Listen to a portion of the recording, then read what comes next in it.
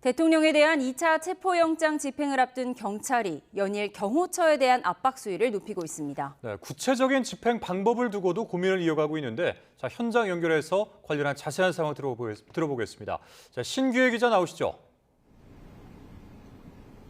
네, 경찰청 국가수사본부입니다. 네, 1차 집행 당시에 경호처와 수싸움에서 밀린 것으로 전해지고 있는데 경찰이 경호처의 압박 수위를 높이고 있다고요.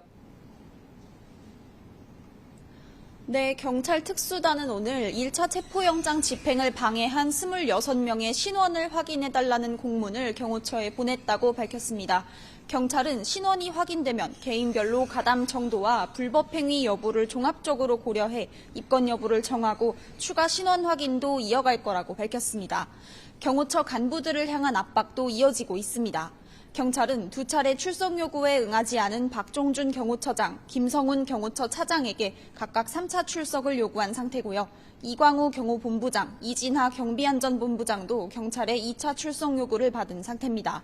경호처는 법과 원칙에 따라 경호 임무를 수행하겠다는 입장을 고수하고 있어서 이들이 출석 요구에 응할 가능성은 낮아 보이는데요. 경찰이 경호처 간부들을 상대로 체포에 나설 가능성도 커지고 있습니다.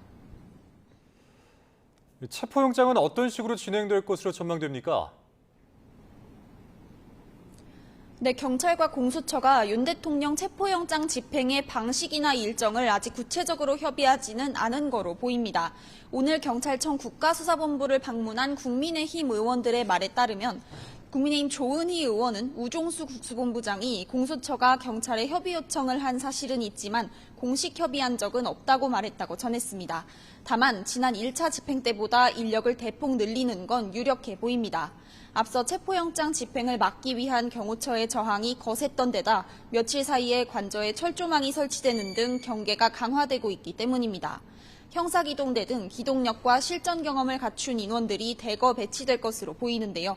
다만 우종수 국수본부장은 오늘 국민의힘 의원들을 만난 자리에서 특공대나 장갑차, 헬기 동원은 검토하고 있지 않다고 밝혔습니다. 지금까지 경찰청 국가수사본부에서 YTN 신규혜입니다.